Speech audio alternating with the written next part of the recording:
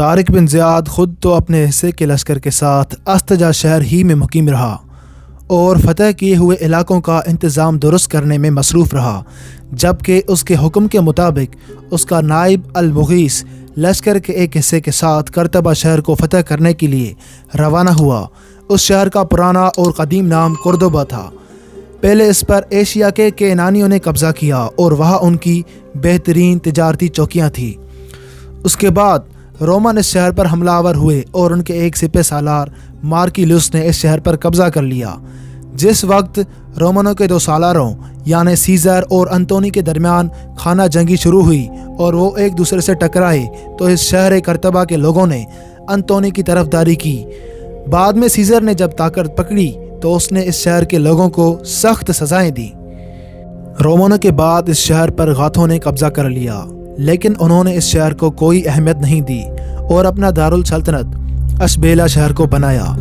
رادرک کو شکست دینے کے بعد جب طارق بن زیاد اندلس میں داخل ہوا تو یہی قردبہ کرتبہ کہلایا، اور اب اسی شہر کرتبہ کو فتح کرنے کے لیے المغیث اپنے لشکر کے ساتھ پیش قدمی کر رہا تھا۔ کرتبہ شہر کے نزدیک پہنچ کر المغیث نے ایک بہترین جنگی چال چلی۔ پورا دن وہ کرتبہ سے دور ہی رہا۔ اس دوران مسلمانوں کی خوش قسمتی کہ بارش اور الوؤں کا ایک طوفان شروع ہو گیا۔ زمین پر الوؤں کے ڈھیر لگ گئے، ساتھ ہی رات بھی گئی۔ مسلمانوں نے دن درختوں کی آڑ میں چھپ کر گزارا تاکہ کرتبہ والوں کو یہ پتہ نہ چلے کہ مسلمان شہر پر حملہ آور ہو رہے ہیں۔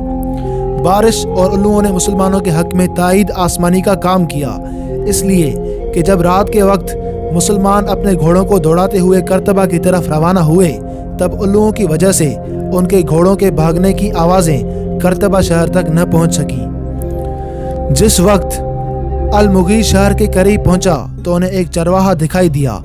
اس چرواہے سے المغیث کو پتہ چلا کہ کرتبہ شہر کی فصیل کے ایک خاص حصے کے پاس انجیر کا ایک درخت ہے جس سے فائدہ اٹھا کر اس شہر کو فتح کیا جا سکتا ہے۔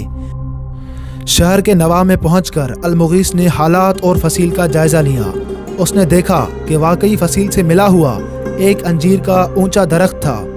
ایک جوان مرد لشکری بڑی تیزی سے اس انجیر کے درخت کے ذریعے فصیل پر چڑھنے میں کامیاب ہو گیا۔ اوپر جا کر وہ لیٹ گیا تاکہ فصیل کے محافظوں کو وہاں اس کے چڑھنے کی خبر نہ ہو۔ ساتھ ہی اس نے اپنا امامہ نیچے لٹکا دیا۔ اس طرح اس کے امامے کے ذریعے بہت سارے مسلمان لشکری فصیل پر چڑھنے میں کامیاب ہو گئے۔ امامہ کی اس عجیب و غریب کمند کے ذریعے جب بہت سے مسلمان اوپر چلے گئے تب وہ ایک دم نیچے اترے۔ شہر کے ایک دروازے کے محافظوں پر وہ ٹوٹ پڑے اور انہوں نے آنن فانن دروازہ کھول دیا۔ دروازے کا کھولنا تھا کہ المغیث اپنے لشکر کے ساتھ شہر میں داخل ہو گیا۔ جب شہر کے لوگوں کو خبر ہوئی کہ مسلمان شہر میں داخل ہو گئے ہیں تو شہر کا حاکم اور کچھ سرکردہ لوگ ایک خانقاہ کے اندر محصور ہو گئے۔ آخر جب محاصرہ ہوا تب انہوں نے اطاعت قبول کر لی۔ اس شہر میں یہودیوں نے مسلمانوں سے بڑا تعاون کیا۔ باقی شہروں میں بھی یہودیوں نے طارق بن زیاد سے خوب تعاون کیا تھا، اس لیے کہ یہودی اندلس میں نصرانیوں کے ہاں پہلے بڑے ظلم و ستم کے چکی میں پس رہے تھے اور ان کے تحت غلامانہ زندگی بسر کر رہے تھے، لہٰذا وہ مسلمانوں سے تعاون کر رہے تھے اور ہر جگہ انہیں خوش آمدید کہہ رہے تھے۔ اس طرح ہسپانیہ کا ایک اہم شہر کرتبہ بھی مسلمانوں کے ہاتھوں فتح ہوا۔ کرتبہ شہر میں چونکہ یہودیوں نے مسلمانوں کے ساتھ بڑا تعاون کیا تھا، شہر کے نظم و ضبط میں بھی انہوں نے مسلمانوں کا ہاتھ بٹایا، لہٰذا یہاں انتظامی امور میں بھی انہیں اہمیت دی گئی۔ اس کے بعد جب طارق بن زیاد نے پھر اپنے سارے لشکر کو یکجا کیا، اب اس نے ہسپانیہ کے بہت بڑے شہر مالکا کا رخ کیا۔ مالکا شہر سے متعلق کہا جاتا ہے کہ حضرت عیسیٰ علیہ السلام سے قبل یہ شہر ایشیائی قوم کینانیوں کے قبضے میں تھا، جسے کرتاجنا بھی کہہ کر مخاطب کیا جاتا ہے۔ ان کینانیوں کے بعد مالکا شہر پر رومن قابض ہو گئے۔ جب رومنوں کی قوت ہسپانیہ میں کمزور ہو گئی تب 5ویں صدی عیسوی میں گاتھ قوم نے اس شہر پر قبضہ کر لیا۔ اس شہر کو یہ اہمیت حاصل تھی کہ یہاں عیسائیوں کو جو لاٹ پادری تھا اس کا صدر دفتر ہوا کرتا تھا۔ طارق بن زیاد جب اپنے لشکر کے ساتھ اس شہر کے نزدیک پہنچا تو اس کے مخبروں نے اطلاع دی کہ شہر کے اندر ایک خاصا بڑا لشکر ہے اور اس نے مسلمانوں کا مقابلہ کرنے کا تہیہ کر لیا ہے۔ وہ کسی بھی صورت شہر حوالے کرنے کے لیے رضامند نہیں ہے۔ طارق بن زیاد کو یہ بھی بتایا گیا کہ ہسپانیہ کے بادشاہ راڈرک کو جب شکست ہوئی تو میدان جنگ سے کچھ ہسپانوی جنگجو بھاگ کر اس شہر میں آ کر محصور ہو گئے ہیں اور اب وہ شہر کے اندر محصور ہو کر مسلمانوں کا مقابلہ کرنا چاہتے ہیں۔ یہ بھی انکشاف کیا گیا کہ شہر کے وسط میں ایک کوہستانوں کی طرح بلند مقام ہے جس کے اوپر ایک مضبوط اور مستحکم قلعہ ہے۔ اس کے اندر بھی ایک لشکر محصور ہے، وہ بھی مسلمانوں کا مقابلہ کرنے کے لیے بالکل مستعد ہے۔ یہ ساری خبریں ملنے کے بعد طارق بن زیاد نے شہر پر حملہ آور ہونے کے لیے ایک نیا طریقہ اختیار کیا۔ اپنے لشکر کے ساتھ طارق بن زیاد نے شہر کی فصیل سے اتنے فاصلے پر پڑاؤ قائم کیا جہاں فصیل سے چلائے جانے والے تیر اس تک نہ پہنچ سکے۔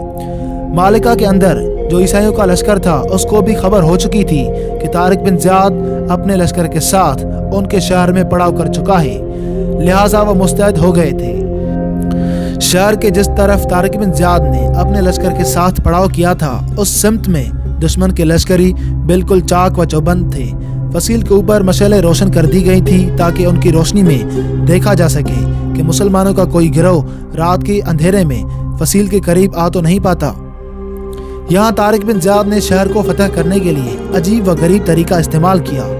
جس سمت اس نے پڑاؤ کیا تھا آتے ہی اس سمت سے شہر پر حملہ شروع کر دیا۔ اس طرح دشمن مسلمانوں کا مقابلہ کرنے کے لیے مستعد تھا اور جس سمت طارق بن زیاد کا پڑاؤ تھا دشمن نے زیادہ طاقت اسی سمت استوار کی۔